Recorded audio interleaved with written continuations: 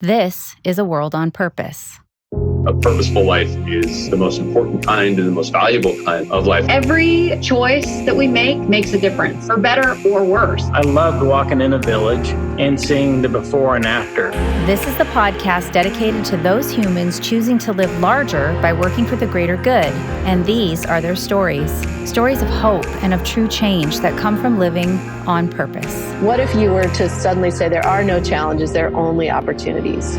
Regardless of where you come from, your financial identity should determine where you end up in life. I'm your host, Alyssa Fisher-Harris, and my hope is that my inspiring guests will take you on an introspective journey that helps you tap into your own pivot to purpose, bringing greater meaning to your life. Welcome to A World on Purpose. Hey everyone, thanks for coming back to another episode of A World on Purpose with me, your host, Alyssa.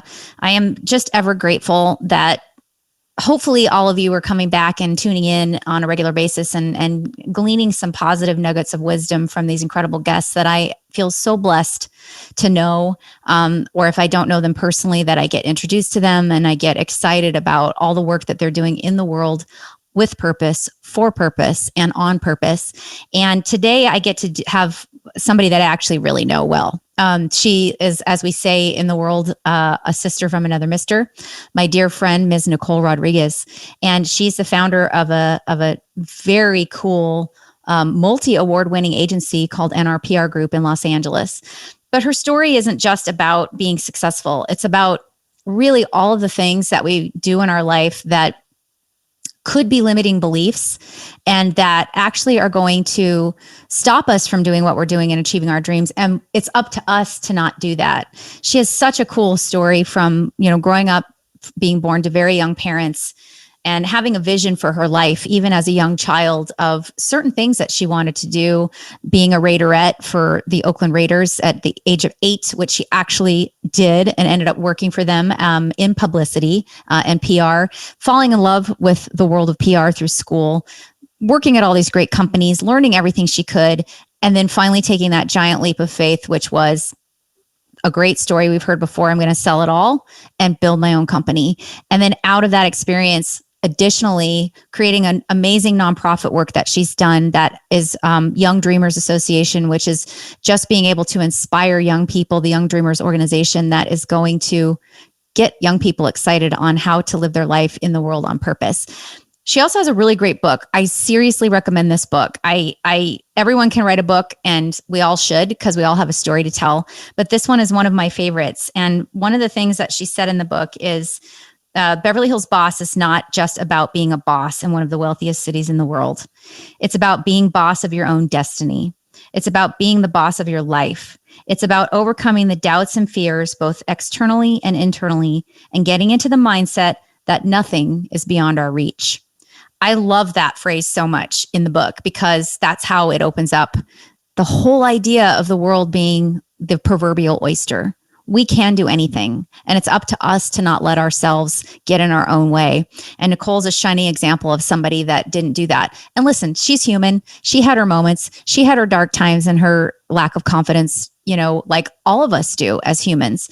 But we learn from those experiences, and her story is definitely a demonstration of that. So without further ado, I'm super excited to bring you my amazing friend, Ms. Nicole Rodrigues. Oh, but before I do, I've been told by all of our amazing supporters out there that I'm not being a very good job at self-promotion. I get so caught up in the stories and so excited for you to hear them that I completely forget to ask for what I need. And that's something that I'm learning. So with that, if you could please go to Apple Podcasts, rate, review, and subscribe A World on Purpose. Tell us what you think. Even if you think I might not like it, that's okay. I really want to know. If you love this episode with Nicole, give us your advice, your feedback, and we would just really appreciate your support because I am doing this from a huge, huge heart of passion and hoping so much that it brings you nuggets of wisdom and inspiration every time you listen. So if you can give me a little feedback and a little rate, review, and subscribe, I would deeply appreciate it. So with that, let's dive in with my girl, Nicole Rodrigues. I'm super excited for you to meet her. Good day, good evening, and good afternoon, everyone all over the world. Thank you for tuning in again with me, your host, Alyssa Fisher Harris of A World on Purpose. And I'm here today, super jazzed as usual. I get very excited when I get to sit down with not only people that are living in the world on purpose, but people that actually I know, and I have the absolute honor of having like a sister from another mister in my life. Today is that exact wonderful experience for me. I have with me here today the ever effervescent, beautiful, talented, brilliant Ms. Nicole Rodrigues. I'm going to give you a couple of few snippets about her, but I like to give you more detail in the monologue and then let her tell her story. But Nicole is not only my dear, dear friend who I admire and love, and the both of us have had our fair share of challenges. She is the CEO of NRPR Group, which is one of the top multi-award winning PR agencies in Los Angeles. So we'll get into that. And she's a recognized public relations expert, digital and social media marketing pro with 20 plus years of experience, which you wouldn't believe by looking at her. She looks way too young to have had that many years of experience. And she's done everything from big business like Yahoo and Sony Pictures all the way to Heal, which is an amazing app if you guys don't know about it, and the Oakland, soon to be Las Vegas Raiders. She's also the author of one of the best books I so truly have ever read. And I'm not just saying that because she's right sitting across from me on Zoom. It's amazing. It's called Beverly Hills Boss, and host of Perfect Pitch. So we're going to talk, and I hope I said that right, Nicole. You're going to have to correct me if I didn't. But please welcome with a big giant air hug, my girl, Nicole Rodrigues. Nicole, welcome to A World on Purpose. Oh, Alyssa, thank you so much. I'm so happy to be here, and the feeling of love and respect and mutual admiration is just so, ditto. I want to say ditto, ditto, ditto to all of it. And I adore you, and I'm so happy to be here and excited to share my story with your audience. Me too. Well, first of all, it's been like pulling teeth to get your attention because you are an overachiever to the nth degree. Let's just, before we get into who you are and what you do, let's just talk a little bit, about where you're broadcasting from, which I might have given it away a little bit with your book title, mm-hmm. and B, what you just accomplished, which is pretty amazing besides all your other accomplishments. Okay. So yeah, I'm here in Beverly Hills. I didn't grow up in Beverly Hills. This was my North Star when I was a little girl who watched Brenda and Kelly and Dylan on Beverly Hills 90210. And I thought, wow, that just looks so amazing. I think I belong there. Right. In all of my, 13, 14 years of existence. And, so Beverly Hills it spoke to me, mm-hmm. Which was where the title of my book came from, Beverly Hills Boss. It wasn't because I'm from here and just the boss of Beverly Hills. It's that I became the boss of my destiny. Right. I became the boss of all of the goals that I had set. And I knew it was up to me to reach them in order to kind of get to where my heart was speaking to. So that was why. But you could be the boss of anywhere. You could be the boss of Napa, the boss, right. Boss of wherever you want, as long as you are being the boss of your destiny in your life. So right. And we're going to get into the book because it's super important. But talk about being the boss of your destiny. Before we talk about your background a little bit, I want to just shout out to you, single mother, have not only built your own business, have had multiple education degrees. You just finished a massively huge program, MBA program. 1 year. I finished my first year. It's amazing. I still have a whole nother year to go. Oh my God, really? Yes, girl.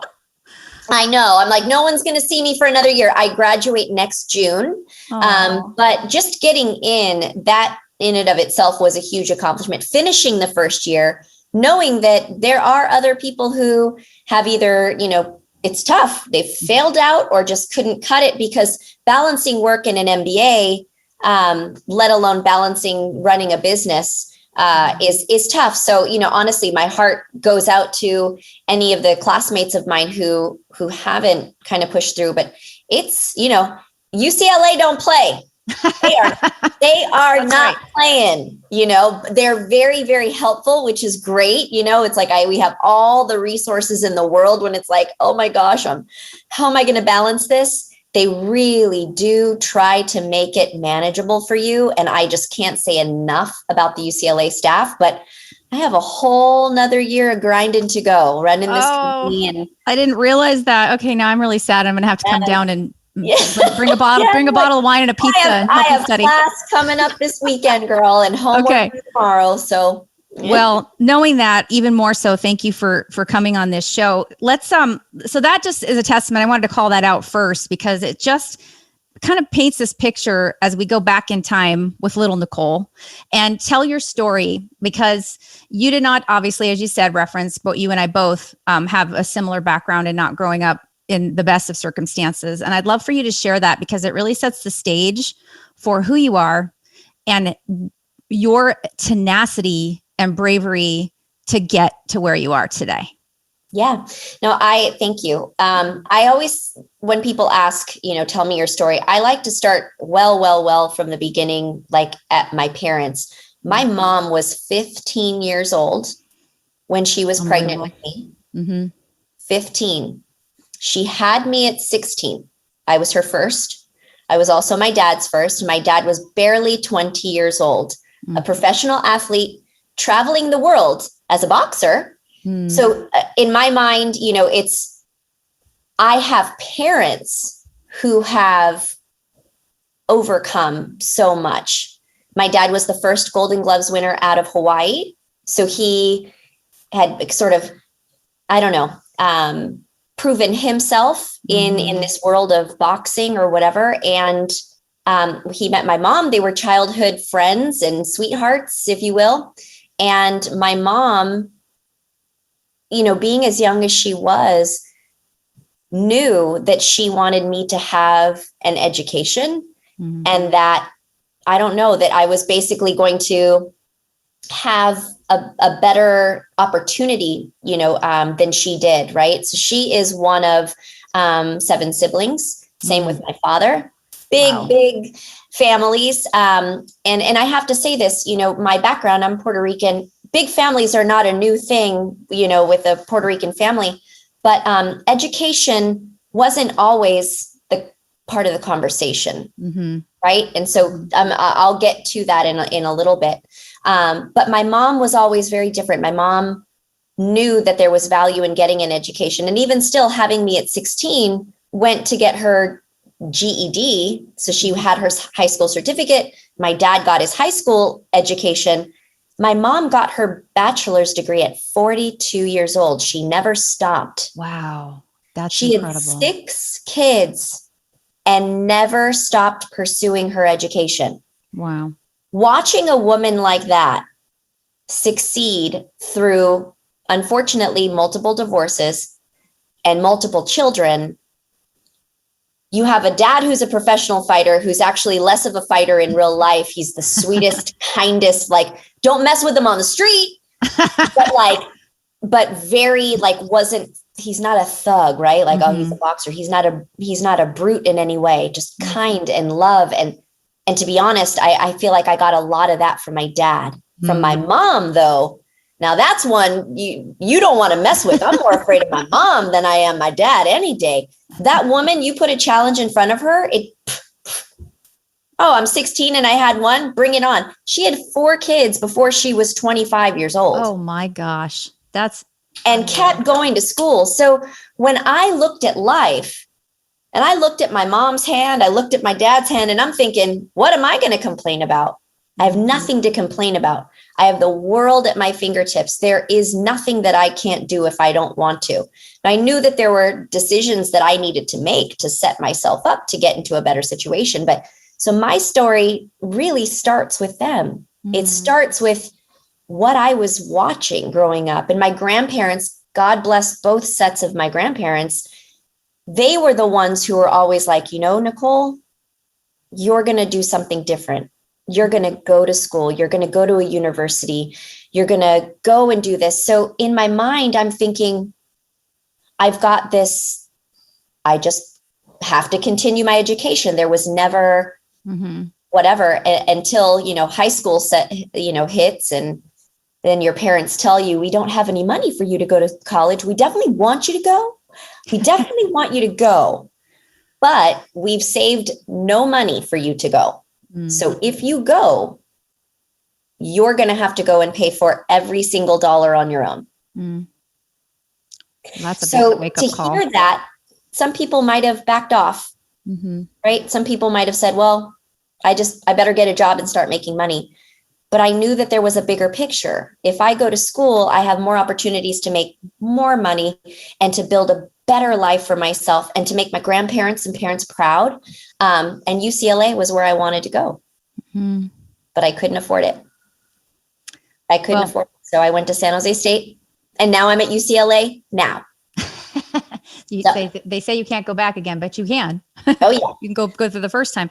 I love that. I want to talk a little more too, though, about now a little bit of your journey. Obviously, we can't tell the whole story in an hour. I wish we had more time, but people have to read the book because of the way you describe what you just shared. And then all of the little steps and stops and starts along the way to get you to NRPR Group.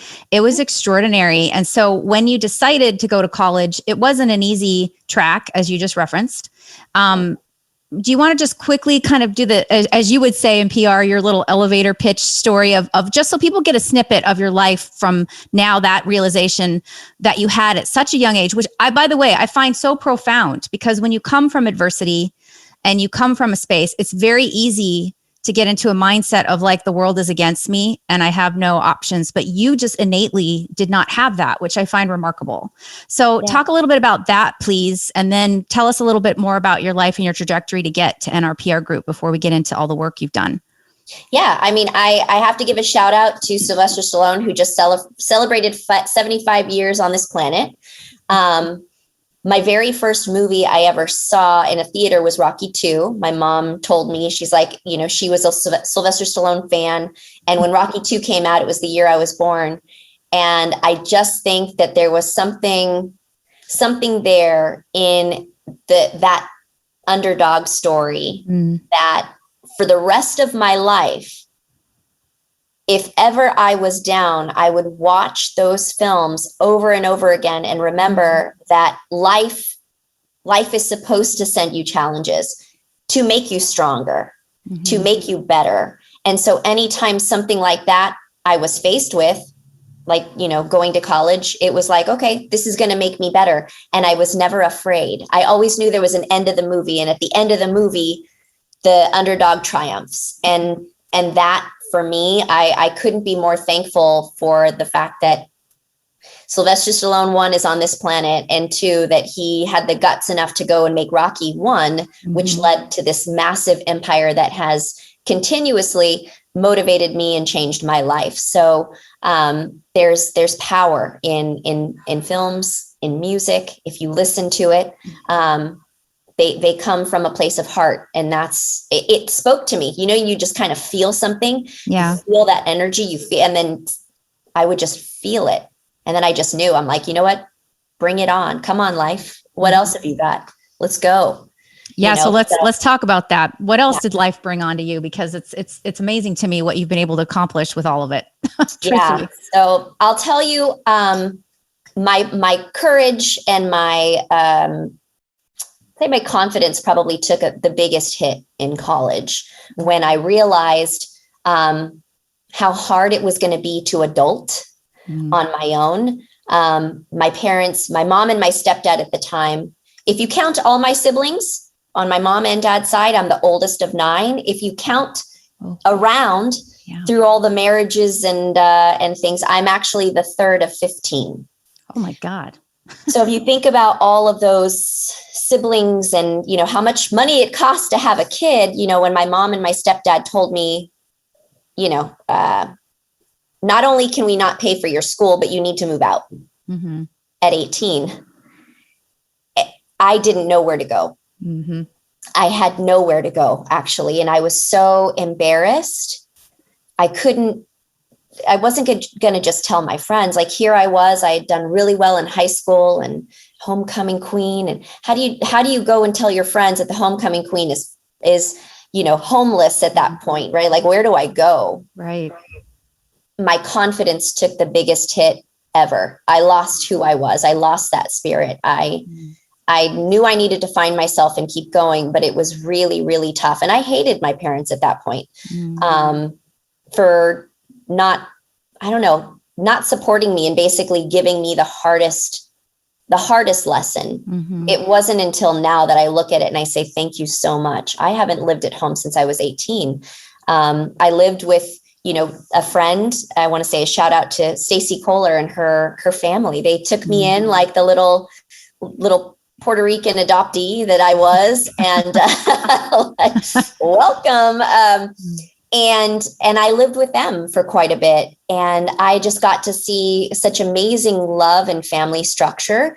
Her big brothers became my big brothers, and we would all go to church together on Sundays while I was going to school. And I felt like I had the support. And I feel like that was a blessing from God. Mm-hmm. Living in a home where you have like 100 kids to being blessed to live with a family where there's not as many kids, but I have a sister my age, Stacy, and, we shared bunk beds, and, we even took a couple classes together. Because I was also picking up, while going to San Jose State, picking up classes at the community college, because it was like, I need to go to school quick and graduate fast, because I don't think I can pay for 6 years of college. How do I get out in 4 years? Right. Yeah. So that struggle, it kept me out of some hard, lessons, right? Like while other people were like out partying and doing whatever, my freshman year, I was in the books. And because of that, I lost my first love, my relationship at the time. He was one of those who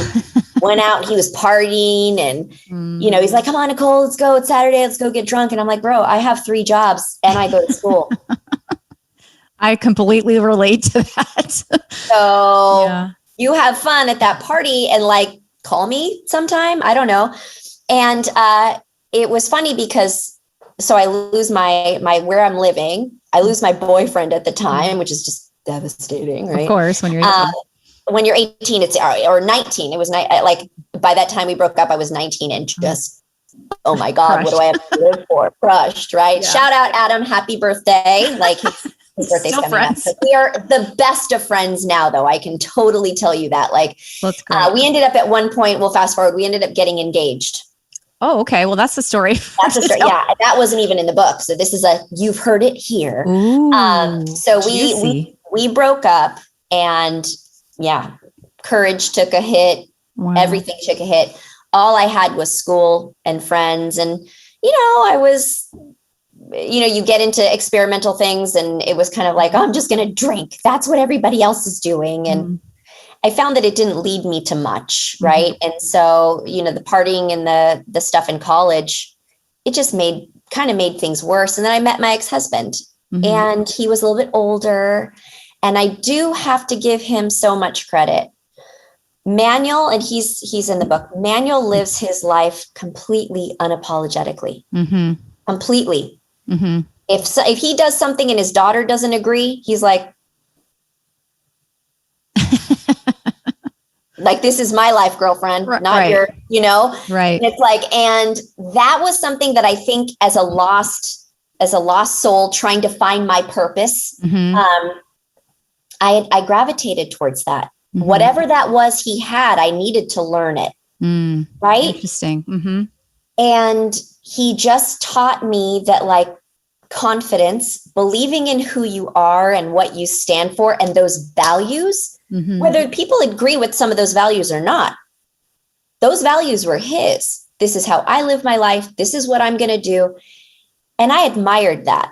I really did. I didn't like when he was like, okay, now you're my girlfriend and I'm going to tell you what to do. And I was like, I don't like this, Right. So, because he, oh no, page 616 in the book. That's what you talk about, which is so good.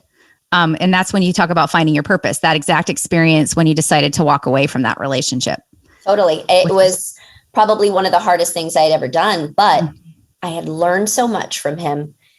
And because of that, I was ready to go out. And I'll tell you, when I'm in a boardroom, I tap into my inner Manuel Gutierrez. Do not mess with me in a boardroom when I'm ready to go. That's okay. That's nice. So yeah, but again, I'm still thankful for that challenge. That challenge also made me ready to be a CEO. Right. Well, that's so cool. I love that you're able to kind of tie all that together. Let's talk a little bit quickly about a few of the other amazing things that you did, though. Even though you had challenges, I want to go back to your tenacity. You may have lost your confidence a little bit in that moment, but you actually set your sights on some really important milestones for yourself in your life, and you made it happen. One of them starting with a huge dream of, while you were having 3 jobs. And by the way, you had a daughter also early in college, which we didn't touch on, which we can. But you wanted to be a cheerleader. Oh yeah. A Raiderette. Yeah. I mean, that's a big deal. Yeah. And you did it. I wanted to be a Raiderette from when I was 8 years old. Mm-hmm. It's like I saw it on TV and I thought, well, that looks like a lot of fun. And I think, people talk about like manifesting things. Mm-hmm. I think from a very young age, I just started really manifesting who I am, my adulthood, and what I was going to do. And that was one thing that I just kind of saw that. And I said, well, that's what I'm going to do. And after I had my daughter was 1 year old. So I had graduated from San Jose State. Mm-hmm. 2 weeks after graduating, I had Yvette. So after taking my last final, 2 weeks, I'm a mama. And then I was like, wow, I was kind of bummed, because I was like, well, maybe I'll never reach that dream. And then I looked at her and I just thought, who am I as a mom if I don't do this? Mm-hmm. I want her, for every hard thing that she sets in front of herself, every goal that she sets, I want her to know that the only person standing in her way is herself. And if she doesn't go for it, it's on her. Mm-hmm. Otherwise, she's going to have a mom who's going to have her back. So I said, you know what? I'm going to get back in shape. I'm still young. I'm going to, I hit the gym hard after I had my daughter. And her dad didn't believe me. So he kind of like appeased me. It was kind of like, okay, yeah, go to the gym, go do whatever. You're not going to make it, but sure, go ahead and try out. And not only did I try out, but I knew I wanted to work for the Raiders. And I also interviewed to work for them. That's so right. Mm-hmm. I ended up getting the job, then getting on the cheerleading team. My bosses had nothing to do with it. Like, this was like 2 separate people making decisions. Mm-hmm. And then I was with the Raiders 7 days a week, and it changed my life. Nicole came back. Mm-hmm. The Nicole that was lost came back, and like with a freaking vengeance. Then after that, I was like, if I could become a Raiderette a year after having a child, and like, let's, game on. Right. Game on. Yeah. Right. And that was actually the kind of launching pad for what ended up being NRPR Group. So you studied journalism, which you talk about in your book, and you had this passion for it due to a mentor that saw a spark in you and was like, girl, you have these talents, you have to do PR. So your job with the Raiderettes, from what I recall in your amazing story, is what gave you a lot of that experience. Let's talk just a tad about how that happened. And then I want to get into NRPR Group, because you had a lot of different companies that you worked with in the middle. And then you were just like, I'm going to take this leap of faith, leverage everything I own and have, and I'm going to start my own company. Yeah. So with the Raiders, there's a lot about I would say the ethos of the Raiders, the soul and the heart of that organization that a lot of outside people don't understand. Most people see the outside, like the Raiders. Oh my gosh, it must be so crazy. But I was embraced by a family. And once you're in with the Raiders, unless you mess up royally and then you're like out, like, I can't say enough about my bosses, right? Again, shout out to Jerry Knack, who is one of my bosses who now works at NRPR. What a great circle story. What an story. amazing thing to be able to hire a mentor and be able to give that as a gift to the rest of my team. That man, I have so much to thank him for with regards to toughening me up when it came to my writing. Then there was Mike Taylor, who was basically the head of PR, who was always just kind and loving and was like, whatever you want to do. Because I'd come in and I'd be like, is there anything else you want me to do, Mike? Anything else? Like, anything you want me to? I was always volunteering to do whatever I could to learn. It was just, I just loved being there, and I was embraced completely. At that point, Mark Bedane, he was like head of like legal counsel. He's now like our, the president or whatever, but like, this is a family. And I was embraced completely by the Raider organization. Mary Barnes, who was our Raiderette director, who was like a mom to all of us. I looked at how that organization created hardworking, like passionate, I don't know, just people. We'd come in and we're wearing our Raiders tracksuits like Mr. Davis, may he rest in peace. But like, you knew things had to be a certain way for Mr. Davis, or you're getting like the old side eye. Like, yeah, like, do you still want your job here? And then he'd drop an F-bomb here and there, and you're like, so that's where your swearing came from. 100%. I'm like, I don't know if I can swear online, but like, no, I could give you the old fuck. Like that's right. What you get. It's just like you hear the snicker and then the F-bomb, and you're like, sorry, Mr. Davis, I won't let that happen again. Like you right. Just, and it's, but there was camaraderie. There were certain ways of doing things, right? Mm-hmm. Mr. Davis liked blocks around certain things. He liked things framed. He liked certain things, whatever. And that trickled down to the organization. And I have to tip my hat to him. What he created was an organization full of fire in the best way. And every organization has their their good and bad or whatever. I will never say a bad thing about that organization, because what it taught me was what I wanted to bring to NRPR, that there's a playbook. We have things like NRPR t-shirts and hats and you name it. Why? Because when I walked into the Raider headquarters, I'm wearing something of Raiders. It's a sense of belonging, right. A sense of pride and passion. We stand for something. And that was what I wanted to bring to NRPR. I'm like, I'm going to create a team, and I'm going to create an organization where people feel proud to rock that logo. And so, yeah, a lot of the things that I learned, I kept refining throughout the jobs that I had in between. And eventually when I started NRPR, I would have to say that became the solid foundation for everything I wanted to bring here. I love that. I love that so much. And I love the descriptions you talk about, how it really did feel like a family. Like the players even helped take care of your beautiful daughter when you were working. Literally picked up Yvette, because she was like this. I'd bring her to the office. There were sometimes, look, during the draft, you're working weekends. Yeah. During football season, if I wasn't at practice, I was in the office doing something. So being a young mom, my daughter was 2, 3, and like 4 years old as I was, with the Raiders. She had no fear. It could be Jerry Rice walking down the hall, and she'd be looking at him like, "What's up?" Warren Sapp, and she'd like raise her hands, like, "Pick me up, Warren." And he'd like pick her up, and I'd be like, "Bro, can I have 15 minutes? Just like take her to Zach's office and like hang with her. I need to finish this for Mike." And he'd be like, I love it. So it was family, and she was raised there basically. Yeah. And so it was really cool. So for her to have no fear of like these awesome, big men who are otherwise intimidating on the field. Sure. Like my little daughter, who's like, "Hi," and everyone knew her nickname was the Buns. Oh, so everyone knew the Buns, right? And they're like, "Buns," and they pick her up. Cute. I love it.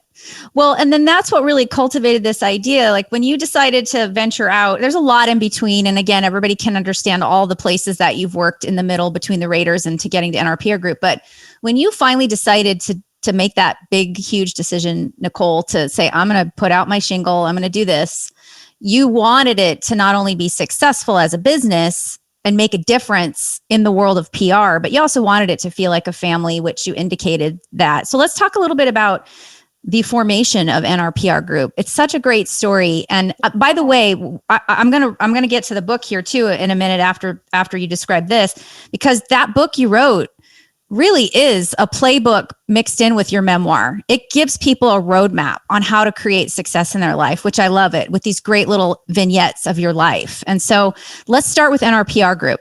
Yeah. So NRPR, so the reason that there were steps in between was because I ultimately at one point, I didn't know how old I was going to be or whatever. I knew I wanted to start a company. I just didn't know when I was going to be ready. But I also knew that in the process, I had had great bosses and I had some not so great bosses. The great bosses were the ones who were not afraid to teach me, who were not afraid to give me assignments, but were also not afraid to pull out that red pen and be like, girlfriend, this is where you messed up. Philip Alvelda. I love him to death. Oh my God. CEO and founder of Moby TV, who just literally destroyed a press release of mine that I was so proud of. And then I was like, I get it. I get it now. And from there, oh my God, it was like, I took my whole view of how to put together and articulate a narrative. And I mean, he helped me nail it, right? Like, so and Jerry Knack, who I would write articles that would be in the Raiders Day magazine. And he'd be like, nope. Expand this here. And I'd be like, okay, I'm going to get better. I promise you, I'll be right back. So with NRPR, I knew how important writing in my field is. Most people think that public relations is like, oh, you're out, you're talking to people, whatever. That's like that much of what we do. There's the difference between just a publicist, right? Someone who knows how to go out and get publicity. And look, God bless them. The world knows that we need that, right? Like there's some people who are like, let me just get you some press. And they're like, hey, press. And a difference between a public relations executive, right? Someone who actually knows how to look at the long game, the big picture, a narrative, and write. And make sure that it's not just a mention, these are features, and that we're building you up to make sure that you're not just like a drop in the pan type celebrity where, oh, I was on TechCrunch once in my life. Right. That's great. Yeah. How do we actually make it to where every time you have an announcement, TechCrunch then wants to at least hear about it or whatever? Well, we've got to build you up. You've got to have a platform here. So this is where authority building, that's the difference between just a straight publicist who could just get you media without looking at big picture strategy, which, like I said, is okay. There's a need, and then having a public relations executive who could actually take this, marry this, and create magic. That is the difference between the 1% in PR and everyone else who's basically trying it. Right. There's some people, that I can give massive shouts out to, that I'm just like, damn, some people who can close TV like nothing because they know how to build relationships. They know how to look at the big picture for the media person. So I wanted that in NRPR. I wanted us to stand for everything magical in public relations. We're not just a publicity firm. We're not just strategy and we can't execute. We are this massive hybrid of people who understand how and why PR works, and we get that done. And we also have to work with clients who have the patience to build some of that, right? If you're starting from zero, we got to start somewhere. You're not going from zero to Bloomberg. Right.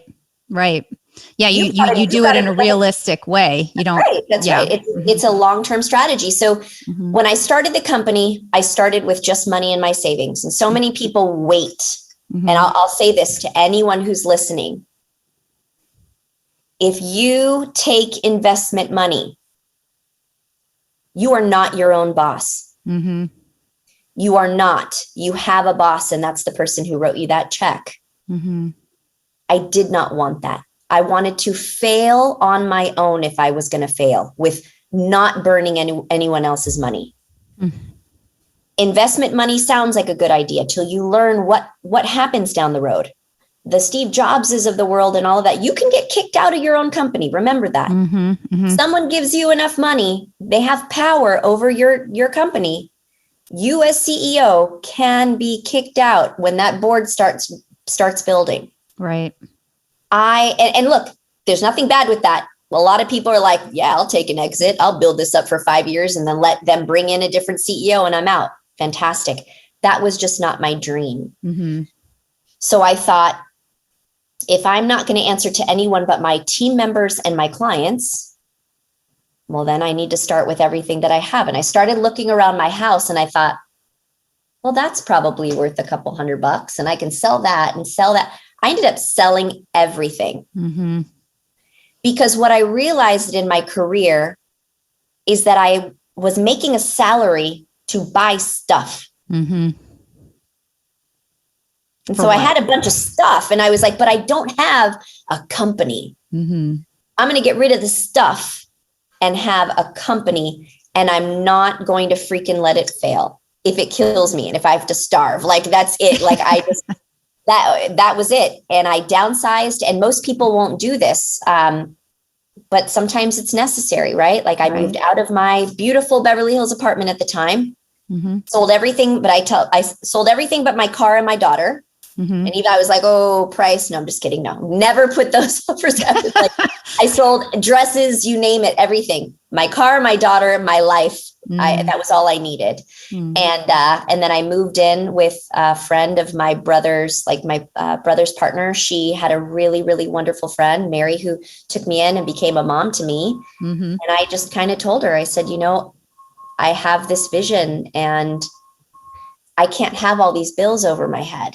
I can't have a big rent because I want to have an office and I want to do all of these things. And she believed in me. She let me live with her for 6 months. And then after 6 months, I was making enough money to be back on my own. That's extraordinary.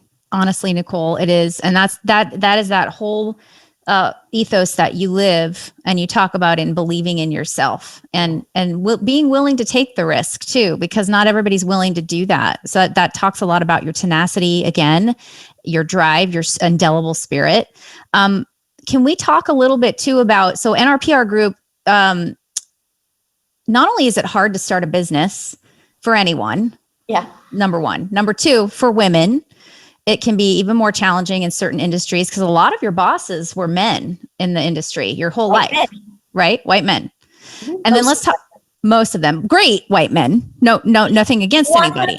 Great white, like literally, honestly, nothing bad to say about that. It just, I tell people, I am not mad to be a brown woman who has had to claw her way up and work her face off to get to the top.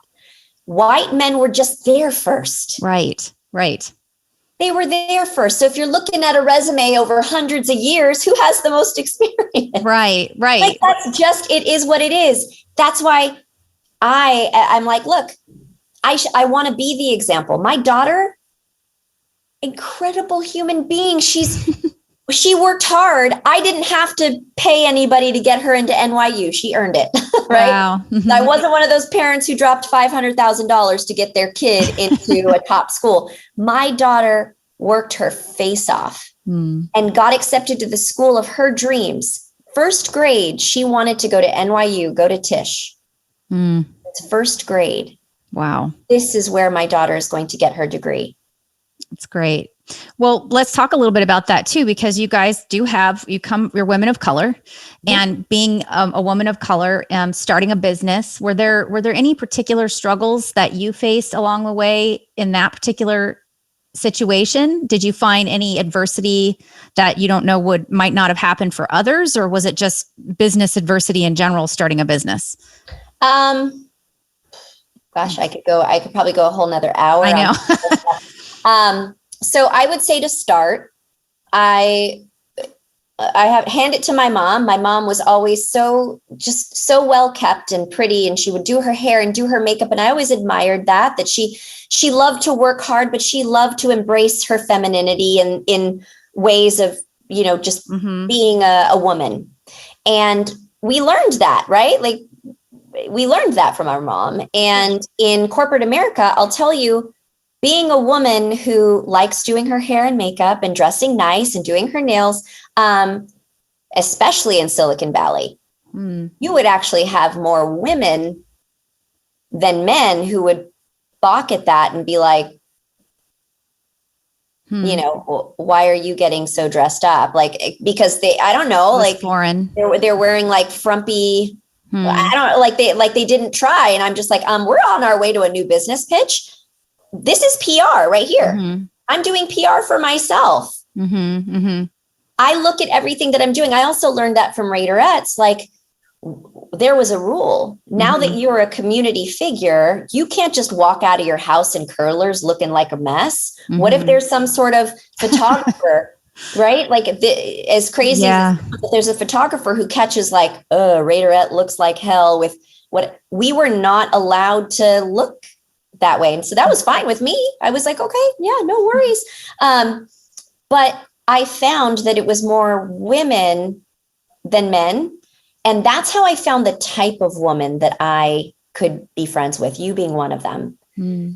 Women who understood that their journeys and their own setbacks were their own, and that it's not someone else's fault that you aren't where you are, and jealousy and whatever. I have been blessed with an incredible group of women, both professionally and personally.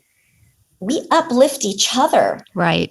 That's how it should be. But women can spend so much time just like, you know, I'll tell you, for the Raiders for a little while, because look, there were probably women before me who would, you know, hey, I want to meet this player and this. I was not there for the players. I am not interested in I am not interested in that. Okay. I am interested in me and my career, and I want to be taken seriously.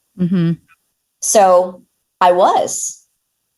When people talk about how men could be like, oh, well, he did this to me and did this to me. And I just look at them like, wow, that didn't happen to me. Why? Because I'd look them straight in the face and be like, oh, not today. I am not the one, bro. That makes total sense. I am here for work. Okay, great. How can I help you? And never, ever, ever. And I just think that we as women have to teach each other that it's okay to support one another, and that that's actually how it should be. And that if you want to be taken seriously, come in serious, ready to work, ready to do what you need to do, knowing that you don't have to use, you know, right. Your pretty face. You don't have to use that, right? Use this brain and you will blow people's mind even more. Right. And and to that point, when you're talking about your choice for you to want to feel like you look good and you project a certain image, that does not diminish whatsoever the fact that you're a very serious businesswoman. You're smart as hell. You'll challenge, you know, something if it doesn't feel right to you. You'll stand up for the underdog always. You know, like, I think that there is a unfortunate thing around women that might make the choice. Humans are allowed. I accept humans no matter what they choose to dress like, be like, as long as they're not hurting anyone else. It is your right to be who you are. So I think that it's important that we recognize, though, in your particular world and profession, and the fact that you look the way you do, that helped you get places. But it wasn't just that. It was absolutely 100% your business savvy, your decisions, everything that you chose to learn along the way. And out of that experience, now you have this top agency that has just been going gangbusters for years now, like winning massive awards, you know, for these big companies. A lot of it has been in tech, right? Talk about a little bit what you've learned just in the last few years. You've been around since 2014. 2014. I mean, that's not a long time, but it is. With the incredible strides that you've made in that short period of time. And then I want you to talk about how that segued. So a few of your successes in PR of what you've been able to do with NRPR Group, which stands for Nicole Rodrigues PR, by the way, the lovely Nicole Rodrigues. NR in the PR. Of course, just so we call that out. But that also dovetailed into this desire for you to teach people, especially the youth, how to be able to do what you did. And that's called the Young Dreamers Organization. So let's start with NRPR and some of your successes for your clients and what that was like. And then let's dive into now this amazing, larger than yourself, wonderful purpose-driven mission you're doing with Young Dreamers. Yeah. So with NRPR, there have been, I mean, so many great things. I would say, you know, starting with Heal, I Heal had gone through about 3 other larger PR firms before working with me. The CEO was already jaded. He was like, oh, I don't know if I can trust another PR firm. I know we need it, but I don't know. And I had come highly recommended. And I loved that challenge, because at first he actually thought I was 28. So he was like, I don't know how your resume looks like this and how you've had all this experience. Like, he literally pulled me to the side and he's like, is this padded? Like, do you really have experience? You're kidding. Yeah. Oh and I was God. like, oh man, like, me, I'm like, okay, I'm up for a challenge. I cracked the knuckles. I was like, oh, it's padded. Okay. Give me 60 days. Right.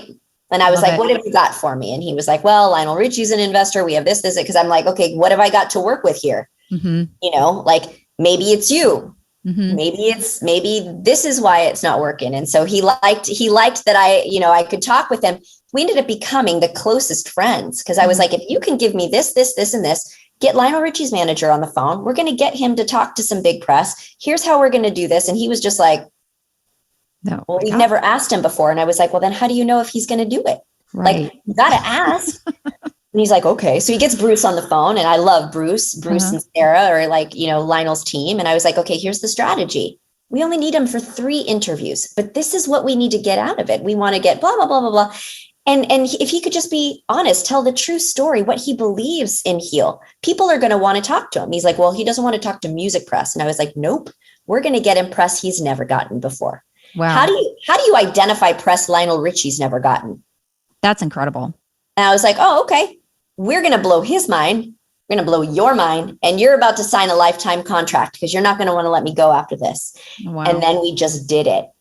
We got Lionel on, he got a great piece with CNBC. He talked to TechCrunch. He'd never talked to TechCrunch before. Like, come on. And USA Today, incredible story with video and everything. My good friend Jefferson Graham, shout out to him. But Lionel did these incredible pieces that were so meaningful, that really helped uncover what Heal was and what it meant to him as an investor, why he put his money into it. He could have chosen anything. And it just kept going from there. Heal was raising money left and right. Got the CEO on Squawk Box with Dr. Drew. At that point, they grew from, now the CEO and his wife have both they've been able to step down. They made Heal their baby for 6 years. Amazing. And Humana came in and gave them $100 million. Wow. You can't say PR didn't play a role in that. Oh, no. He knows it did. Yeah. It built them like crazy, on top of all the other marketing things that they were doing, like social media marketing and building a brand. But that just goes to show, just getting publicity for the sake of it, or getting PR in a strategic, everything like war. It's timely strikes, just like bam, bam, bam here. Not only got them a personal exit to be able to now enjoy having their family and build something so beautiful, but they created this empire that created jobs. So that to me is probably one of the things that I am most proud of, because at first I had to break down the wall of the CEO, a non-believer, someone who did not believe in PR. And we built a partnership in our relationship that I love it. took everything by storm. And that's how I like to work with my clients. It's like, all right, what's the goal? Let's go. and I use honesty and integrity. I will not lie. And if it takes me lying, you're not my client.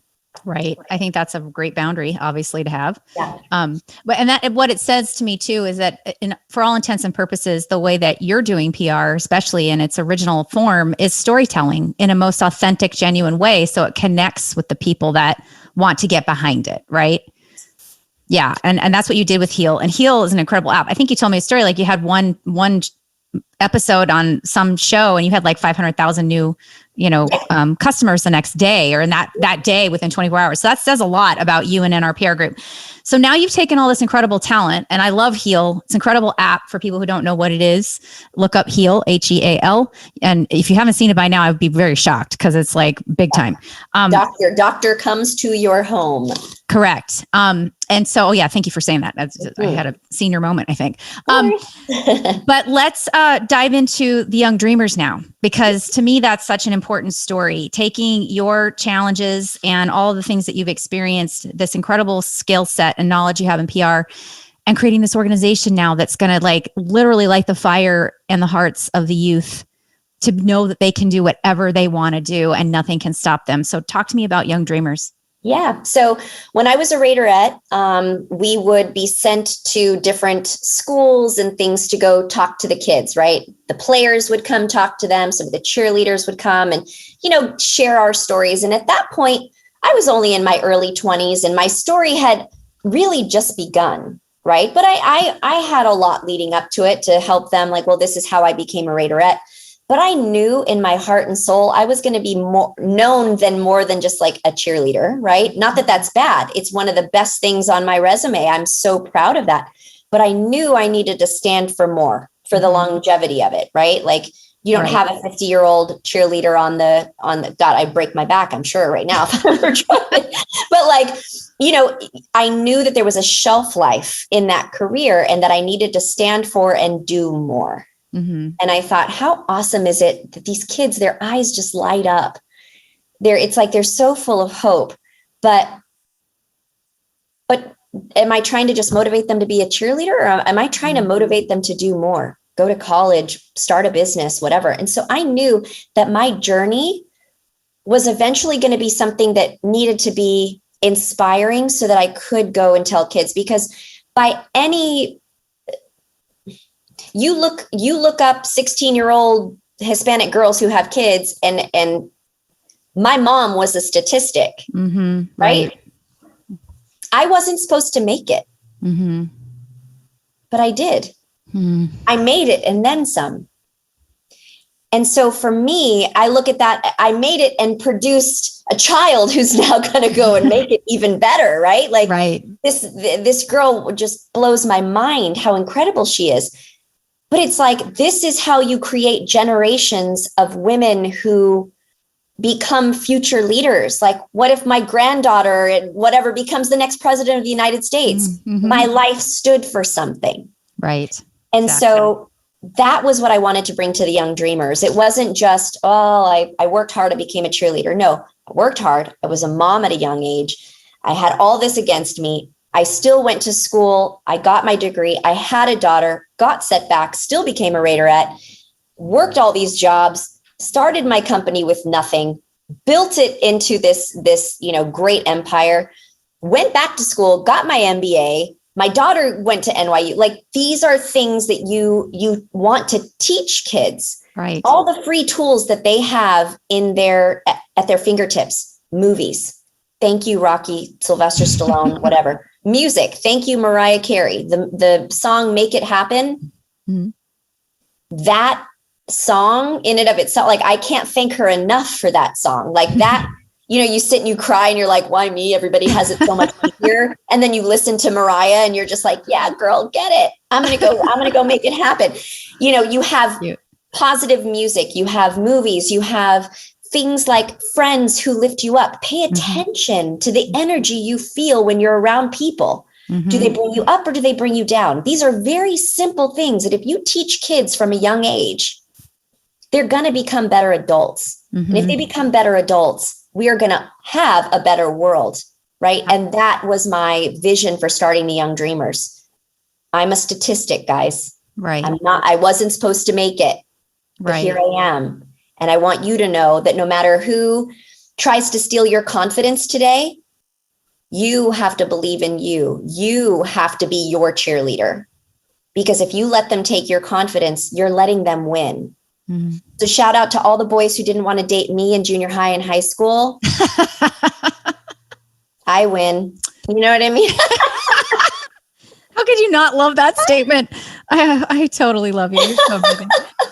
Well, and with that too, not only did you make it, but you have excelled extraordinarily in so many ways. And with Young Dreamers, let's make sure we point out, it's all over. It's starting out Los Angeles, Las Vegas, San Francisco. You go all over, inspire these kids. You give them tools and you give them positive role models like industry leaders and celebrities. But you are solely the sole sponsor, NRPR Group, of this organization, which is extraordinary to me. Yes. NRPR funds Young Dreamers. This is we write our donation check to the Young Dreamers organization. We make that work every year. It's incredible. And that's like, this is the way our company does our, charitable giving. That's great. We make this happen for the kids. I think that's outstanding. But if you wanted to get anyone else involved, how could anyone get involved and jump on this amazing train to extraordinary that you have created? Look, if anyone wants to make donations towards the tools and everything that we build for the kids, I would not say no. I figure I spend most of my time running my company and motivating the kids, that I'm not thinking about how to bring that in. I just think about how to create it and get them what they need. Yeah. But if you did, we would not say no. Every penny helps, I guess. But I'm easily found at Nicole at NRPRgroup.com, or Nicole at ydmakeithappen.com, which is the Young Dreamers email. But I live and breathe in the NRPR email. So if you ever want to find me, literally from 5 a.m. to midnight, that's where I live. Great. In that inbox. Except when you're in school. When you're in school, it might take a minute to hear back from you, which is totally justifiable.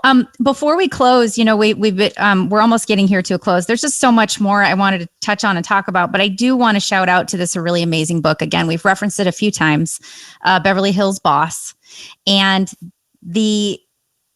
so many nuggets of wisdom just popped out at me. And I wanted you to tell the audience what your biggest takeaways you'd like them to have for buying the book. And then obviously we'll direct them to where they can go buy it and read it. But what would you like people to get out of that book, having written this cathartic playbook for success in your life story? Yeah, I want them to be inspired and to know that no matter what life throws at you, look at life as a big gym. You don't go to the gym to just walk around and drink water and then you walk out and all of a sudden your muscles are strong. You go to the gym for resistance. Mm-hmm. Resistance builds your muscles, right? Life is meant to give you resistance to make you stronger and to make you better. Mm-hmm. And you're going to be faced with choices. Do I do drugs or do I not? If you're in high school, right? I bring that up to the kids. Do I do this or do I not do that? Own who you are. Mm-hmm. Reason number one why boys didn't want to date me in high school, I was not putting out. There you go. And you know what? I was like, take a cold shower, boys. Y'all are going to be really upset that you missed out, but I'm holding out for a real one. Okay. Like that was just who I was. And I owned that. And to have little girls know that that's okay, or little boys know that that's okay with all these pressures out there, right? Drugs and all, you're going to be faced with all of this. And that's what I told my daughter too. I was like, oh, you think that your dad became my boyfriend and all of a sudden I owed him? Oh no, no, he dated me for a good 6 to 8 months before I was like, okay, I'll be your girlfriend. I love it. No, I love it. You're going to work because I have value. And so I just think that I want people to know that in life, you're supposed to get challenged. To make you stronger and better. It's supposed to happen. So embrace it, recognize it, and don't let anyone else bring you down. If you make a bad decision, own it and just do better.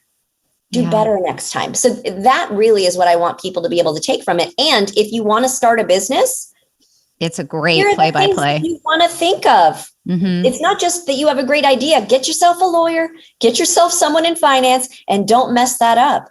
And don't get an investor. And don't get an investor if you don't need it. Right. If you want a boss, go get an investor. Right. If you don't want a boss and you want to do this on your own, sell all your stuff and go after it. I love it. So with that, it's been so amazing, Nicole. Thank you so much for being here. I cannot tell you how much it means to me to share your story and everyone to get to hear it. So Miss Nicole Rodrigues, you are my hero. Thank you for coming to A World on Purpose today. Thank you so much for having me. Every moment of this was amazing, and I'm proud of you. And keep going here with your podcast, and you have our support completely. So thank you. Someday I'll be able to hire NRPR Group, and we'll take it from there. Goals, exactly. Everyone, thank you so much for tuning into A World on Purpose with me, Alyssa Fisher-Harris, and listening to this amazing story of Nicole Rodrigues and NRPR Group. You'll be able to find all of her information on our A World on Purpose website, as well as her links to her website will be on there and all the great stuff she's doing. Thank you so much for tuning in every week and being inspired to find your own purpose. And we will see you soon. Thank you for taking this journey into A World on Purpose with our incredible guests.